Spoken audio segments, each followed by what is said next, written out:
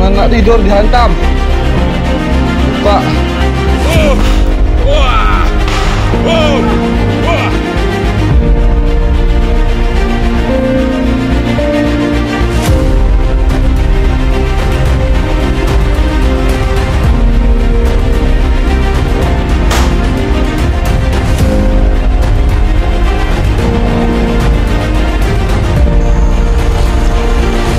Ada apa? Tempat apa? Kesian.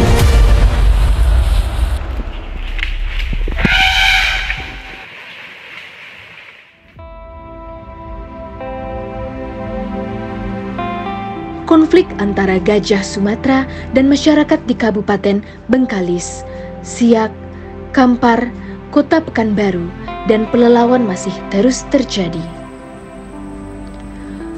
Mamalia langka terancam punah ini masuk ke perkebunan warga lantaran habitat mereka terusik disebabkan alih fungsi hutan menjadi lahan perkebunan dan hutan tanaman industri. Gajah-gajah pun bertahan hidup di tengah hutan secuil yang disisakan oleh perusahaan. Mereka bertahan hidup di tengah tumbuhan eukaliptus untuk berlindung di tengah teriknya matahari. Sementara pepohonan eukaliptus sendiri bukanlah tumbuhan kesukaan gajah Sumatera. Tak heran, gajah-gajah Sumatera pun masuk ke perkebunan warga untuk mencari makanan. Konflik yang terus terjadi berkepanjangan, upaya pun dilakukan oleh Balai Besar Konservasi Sumber Daya Alam Riau demi menyelamatkan nasib mamalia terancam punah dan warga yang perkebunannya dirusak. Mendapati informasi tersebut, Kementerian BUMN melalui Pertamina Hulu Rokan dan PT Hutama Karya bersama-sama membantu untuk menangani konflik gajah dan masyarakat di Riau. 3 GPS Collar sebagai alat pendeteksi rombongan gajah Sumatera ini diberikan agar dapat mengantisipasi sejak dini bila gajah-gajah Sumatera akan mendekati perkebunan warga.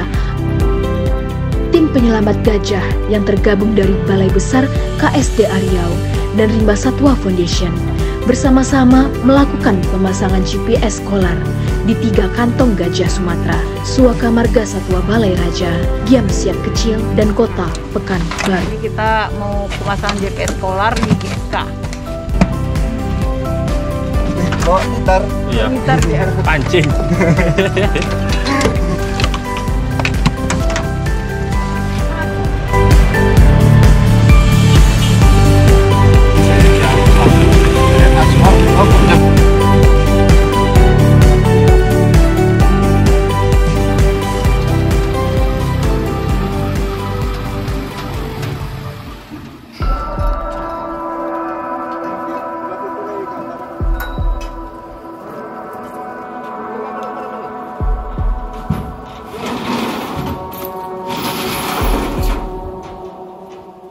Dengan membawa 3 gajah latih dari Pusat Latihan Gajah Minas Siak, Riau, petugas pun menelusuri jejak mencari rombongan gajah.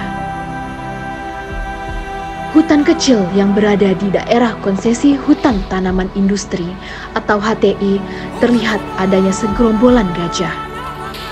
Yang menjadi target pemasangan GPS Collar adalah gajah dewasa betina berukuran besar. 1 ekor gajah dijumpai membawa anak gajah berusia 3 bulan. Kemunculan anak gajah sendiri membawa angin segar adanya harapan baru di dunia konservasi.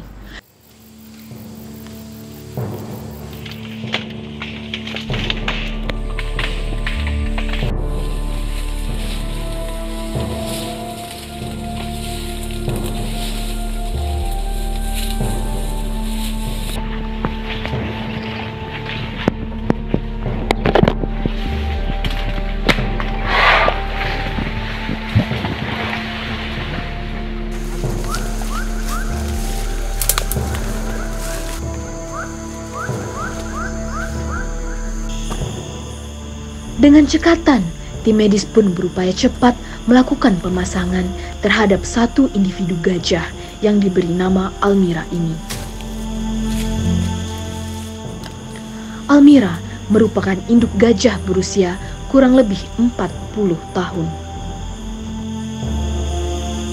Teringat kepala menoleh. Senyum aja. Nampak?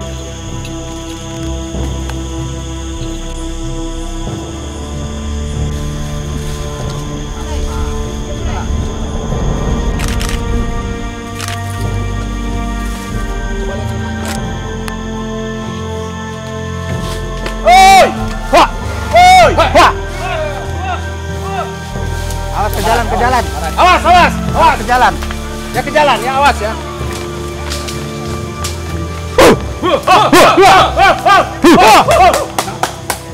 Jangan sampai dia ke jalan, jangan sampai dia ke jalan. Awas, jangan sampai ke jalan.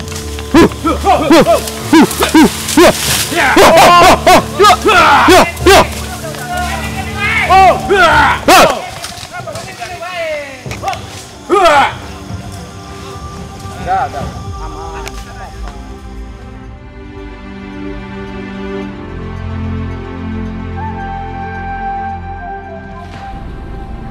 Hari berikutnya, tim pun kembali bergerak menuju kantong gajah Sumatera, Giam Siap kecil, untuk melakukan pemasangan GPS kolar terhadap gajah betina berusia 30 tahun dan diberi nama Nai. Hasil pemeriksaan tim medis, gajah liar yang diberi nama identitas Nai ini tengah mengandung. Tim dokter memprediksi gajah Nai akan melahirkan dalam waktu dekat. Tak lupa, petugas medis memberikan vitamin pada gajah Nai. Mereka berharap Nai dapat melahirkan dalam kondisi sehat.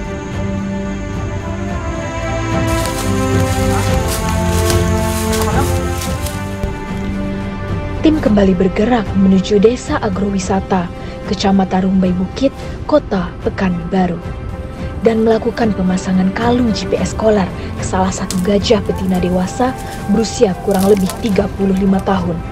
Gajah ini diberi nama Awita.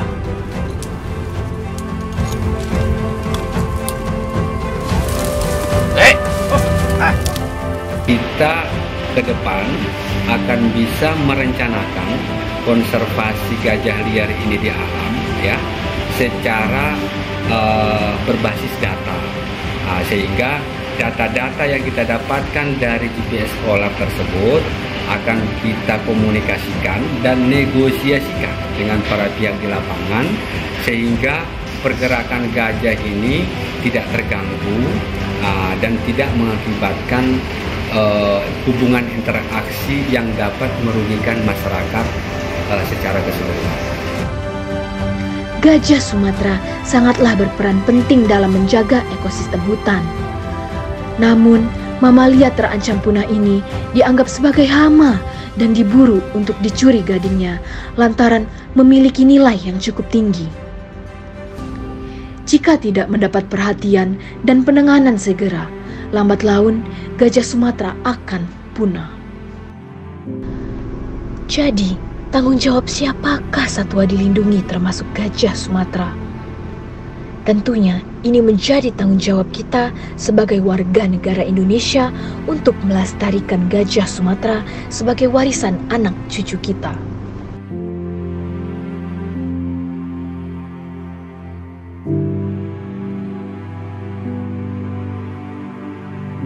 That's